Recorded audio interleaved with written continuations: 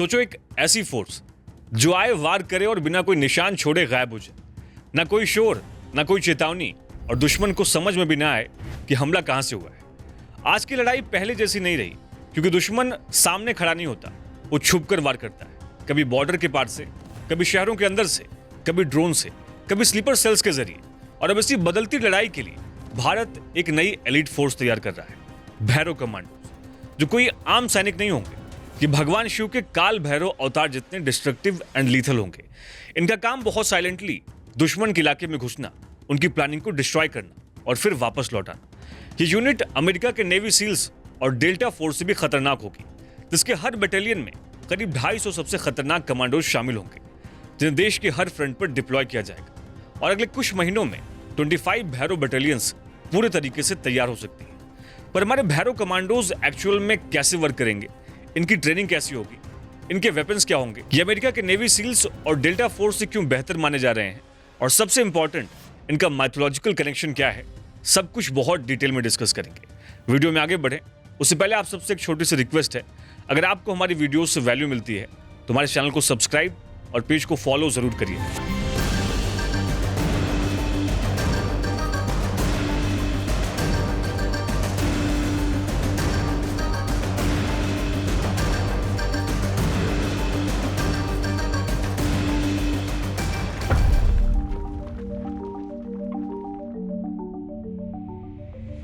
हमारा सनातन धर्म हमें सिखाता है कि जब अधर्म बढ़ता है तो भगवान शिव अपना रौद्र रूप धारण कर लेते हैं, क्योंकि वो ही डिस्ट्रॉयर है और वो ऐसा डिस्ट्रक्शन सिर्फ अधर्म के विनाश के लिए करते हैं। पुराणों में एक कहानी है जो आज के भैरव कमांडोज के लिए एक परफेक्ट इंस्पिरेशन है। राजा दक्ष, जो सती के पिता थे, शिव जी को पसंद नहीं करते थे। जब सती जी ने शिव जी से विवाह किया तो दक्ष ने उनका अपमान किया और अपने यज्ञ में भी उनको नहीं बुलाया। अपने पति का अपमान न सहन कर पाने के कारण सती जी अपने पिता के यज्ञ में कूदकर जान दे देती है। ये सुनते ही भगवान शिव क्रोधित हो गए। वो अपनी जटाओं से एक बाल निकालते हैं, जिससे 2 पराक्रमी योद्धा पैदा किए, वीरभद्र और भद्रकाली। दोनों भगवान शिव के कुछ गढ़ों के साथ पूरे यज्ञ को तबाह कर देते हैं। हजारों देवताओं, ऋषियों और सैनिकों के बीच घुसकर वो दक्ष का सिर भी काट देते हैं और वहां जितने भी लोग मौजूद थे सभी को मिट्टी में मिला दिया। कोई भी उनको नहीं रोक पाया, क्योंकि उनकी लिथैलिटी इतनी थी कि अपने शेप को शिफ्ट कर सकते थे, इनविजिबल हो सकते थे और एक ही वार में पूरी सेना को हरा सकते थे। ये कहानी दोस्तों माइथोलॉजिकल नहीं है, ये एक साफ मैसेज है कि एक छोटी एलीट फोर्स भी बड़ी ताकत को हरा सकती है। बस सही इंस्पिरेशन और ट्रेनिंग होनी चाहिए। और आज के हमारे भैरव कमांडोज को इसी सोच से बनाया जा रहा है। ये कोई नॉर्मल सोल्जर नहीं होंगे, ये मॉडर्न टाइम के वीरभद्र और भद्रकाली होंगे, जिनका मिशन एनिमी के अंदर घुसना, उनकी प्लानिंग तोड़ना, लीडरशिप को खत्म करना और उसके इंफ्रास्ट्रक्चर को एक ही ऑपरेशन में खत्म कर देना है। भारत इसी वजह से शिव के स्वरूप से इंस्पायर हो रहा है, क्योंकि हमारी संस्कृति सिखाती है कि छोटी ताकत भी बड़ी ताकत को हरा सकती है, बस उसके अंदर रुद्र का आक्रोश होना चाहिए। पर सवाल ये उठता है कि पाकिस्तान चाइना बॉर्डर पर जहां इतनी बड़ी मात्रा में फोर्सेस मौजूद हैं, वहां पर हमें एक खास फोर्स की जरूरत क्यों पड़ रही है।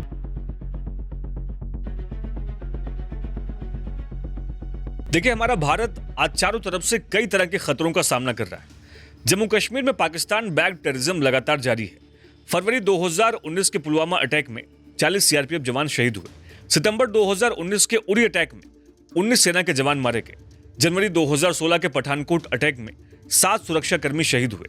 पिछले साल कश्मीर के पहलगाम में धर्म पूछकर पाकिस्तानी आतंकवादियों ने भारत के मासूम लोगों की जान ले ली। दिल्ली में भी नवंबर 2025 में लाल किले के पास कार बम ब्लास्ट हुआ, जिसमें 9 से ज्यादा लोगों की मौत हुई। और इन सभी हमलों की साजिश पाकिस्तान में बैठे आतंकवादियों ने रची।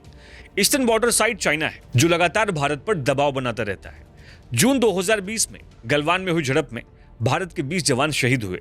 दिसंबर 2022 में अरुणाचल प्रदेश के तवांग सेक्टर में सैकड़ों चीनी सैनिकों ने घुसने की कोशिश की, जिससे टकराव हुआ। और पिक्चर क्लियर है कि एलएसी पर कई ऐसे इलाके हैं जहां कभी भी तनाव बढ़ सकता है। साथ ही नॉर्थ ईस्ट के पहाड़ी इलाकों से लेकर नेपाल सीमा तक इन्फिल्ट्रेशन एंड इंसर्जेंसी जैसे इंसिडेंट्स होते रहते हैं।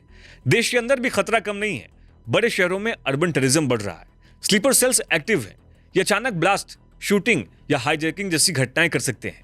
आदिवासी इलाकों में माओइस्ट और नक्सल ग्रुप्स भी चुनौती बने हुए हैं। इसलिए आम सुरक्षा बल भले ही बड़े इलाकों को संभाल सकते हैं, लेकिन छोटे और अचानक होने वाले हमलों को रोकने के लिए ऐसी फोर्सेस का होना बहुत जरूरी है, क्योंकि आज का वॉरफेयर पूरे तरीके से बदल चुका है। अब सिर्फ कन्वेंशनल वॉर नहीं होती, ड्रोन अटैक, टनल के जरिए घुसपैठ, साइबर अटैक और साइकोलॉजिकल वॉरफेयर भी इसका पार्ट बन चुके हैं। ऐसे में एक छोटी, तेज और सटीक कार्रवाई करने वाली टीम की जरूरत होती है। For example 26/11 Mumbai attack. NSG ने वहां पर बहुत अच्छा काम किया, लेकिन अगर उसमें भैरव कमांडो जैसी फास्ट रिस्पॉन्स यूनिट होती तो शायद हम हमला शुरू होने से पहले ही रोक सकते थे। पर अब भारत की स्ट्रेटजी उसी दिशा में आगे बढ़ रही है, जिसमें 200 से 300 सबसे बेहतरीन सोल्जर्स को चुनकर उन्हें एडवांस टेक्नोलॉजी और स्पेशल ट्रेनिंग दी जाएगी। पर अब आइए समझते हैं कि भैरव कमांडोज आखिर बनेंगे कैसे और इनका सिलेक्शन प्रोसेस कैसा होगा।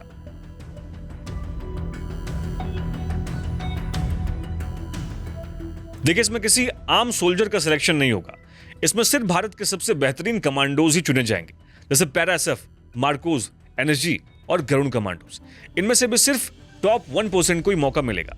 फिर उनमें से भी केवल 5 to 10% ही आगे बढ़ पाएंगे, यानी शुरुआत से सफर बहुत मुश्किल है। फिर आती है ट्रेनिंग की बात। इनकी ट्रेनिंग लगभग 72 वीक्स तक चलेगी, मतलब लगभग 1.5 साल तक। और ये कोई आम ट्रेनिंग नहीं होगी। कमांडोज को हिमालय के -40 डिग्री में सर्वाइवल सिखाया जाएगा, थार के 50 डिग्री तापमान में लड़ना सिखाया जाएगा, अंडमान के पानी के अंदर लंबी डाइविंग करवाई जाएगी, घने जंगलों में गुरिल्ला टैक्टिक्स सिखाई जाएगी, यानी हर तरह के मुश्किल माहौल में इनको ढाला जाएगा। पर सिर्फ शरीर ही नहीं, इनका दिमाग भी मजबूत किया जाएगा। इसके लिए योग और ध्यान कराया जाएगा ताकि डर और तनाव पर काबू पाया जा सके। इनकी ट्रेनिंग में मौजूदा कमांडो स्कूल्स की सबसे टफ ट्रेनिंग को भी ऐड किया गया है, यानी इनकी ट्रेनिंग बहुत टफ होती है। क्योंकि भैरव कमांडो बनने से पहले पैरा कमांडोज का बेसिक कोर्स भी लगभग 7 से 8 महीने का होता है। इसमें हवा से उतरना, पानी में लड़ाई, एंटी हाईजैकिंग और दुश्मन की जानकारी जुटाना सिखाया जाता है। गरुण कमांडोज की ट्रेनिंग और भी लंबी होती है, लगभग 72 वीक्स। इसमें पैरासूट जंप, ऊंचाई वाले इलाकों में रेस्क्यू, फायरिंग प्रैक्टिस और फास्ट रोप असॉल्ट सिखाया जाता है। आप देखोगे तो इन कोर्सेज का ड्रॉप आउट रेट भी बहुत ज्यादा होता है। For example US navy seal training में करीब 68% लोग बीच में ही बाहर हो जाते हैं, यानी सिर्फ 30% ही लोग पास कर पाते हैं।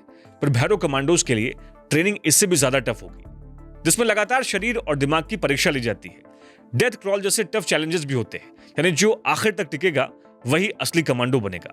पर अब बात करते हैं भैरव कमांडोज के हथियारों की। देखिए, भैरव कमांडोज को सबसे मॉडर्न टेक्नोलॉजी दी जाएगी, जिसमें मेक इन इंडिया के तहत बने हथियार ज्यादा इस्तेमाल होंगे, जैसे AK-203 राइफल जो INSS को रिप्लेस करेगी, साइलेंट स्नाइपर राइफल्स जिसे बिना आवाज के ही निशाना लगाया जा सकता है, रात के अंधेरे के लिए नाइट विजन और थर्मल डिवाइसेस मिलेंगे जो दूर बैठे दुश्मन को भी पकड़ सकते हैं। ड्रोन खतरे से बचने के लिए एडवांस ड्रोन्स और यूएवीज का इस्तेमाल होगा जो कई किलोमीटर दूर तक नजर रख सकते हैं।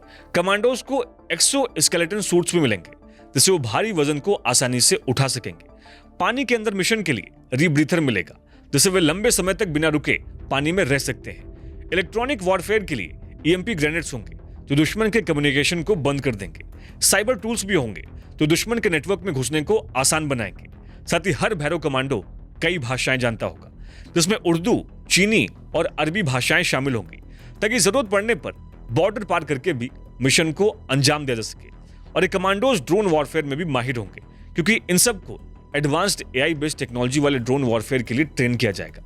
पर सबसे दिलचस्प बात, क्या भैरव कमांडोज सच में अमेरिका के नेवी सील्स और डेल्टा फोर्स से बेहतर हैं?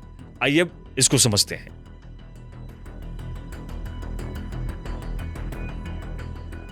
देखिए, ये सिर्फ एक दावा नहीं, इसके पीछे कुछ मजबूत कारण है। सबसे पहली बात है ट्रेनिंग ग्राउंड। अमेरिका के पास अच्छे मैदान है, लेकिन वहां ज्यादातर डेजर्ट या अर्बन एरियाज में ट्रेनिंग होती है। भारत की खासियत यह है कि यहाँ एक ही देश में हिमालय की बर्फीली चोटियां हैं, थार का रेगिस्तान है, घने जंगल हैं और लंबी कोस्ट लाइन है। इतनी डाइवर्सिटी और कहीं नहीं मिलती। यही चीज ट्रेनिंग को ज्यादा टफ बनाती है और भैरव कमांडोज को नेचुरली ज्यादा मजबूत भी बनाती है। दूसरी बात है मेंटल स्ट्रेंथ। भारत की ट्रेनिंग में सिर्फ शरीर नहीं, दिमाग भी तैयार किया जाता है। योग और प्राणायाम पहले से हमारी स्पेशल फोर्सेस का पार्ट रहे हैं। गरुड़ कमांडोज में भी ये शामिल है और भैरव कमांडोज में इसे और बढ़ाया जाएगा। इससे स्ट्रेस कंट्रोल करने की ताकत बढ़ती है और डर पर काबू पाना आसान होता है। तीसरी बात है कॉस्ट और आत्मनिर्भरता। अमेरिका की टेक्नोलॉजी एडवांस्ड है, लेकिन बहुत महंगी भी है। भारत अब मेक इन इंडिया के तहत अपने हथियार खुद बना रहा है। AK-203 जैसी राइफल्स अब भारत में बन रही है। इससे लागत कम होगी, सप्लाई मजबूत होगी। DRDO भी नई हाइपरसोनिक मिसाइल टेक्नोलॉजी पर काम कर रहा है। ब्रह्मोस जैसी मिसाइल्स पहले से मौजूद है। इसका मतलब है कि आने वाले समय में भारत के हथियार ज्यादा सटीक, मजबूत और किफायती होंगे। आखिरी और सबसे अहम बात यह है टेरेन की समझ। जो जमीन को समझता है वही युद्ध में आगे रहता है। भारत के सैनिक अपने आसपास के इलाकों जैसे पाकिस्तान, चाइना और म्यांमार के माहौल से पहले से परिचित हैं। उन्हें यहाँ के पहाड़, जंगल और मौसम की अच्छी समझ है, जबकि अमेरिका को ऐसे इलाकों में एडजस्ट करने में समय लगता है। नेवी सील्स की ट्रेनिंग भी बहुत टफ होती है, जहां basic under water demolition course में करीब 68% लोग पहले ही फेल हो जाते हैं, लेकिन भैरव कमांडोज को इससे भी कठिन हालात में तैयार किया जाएगा।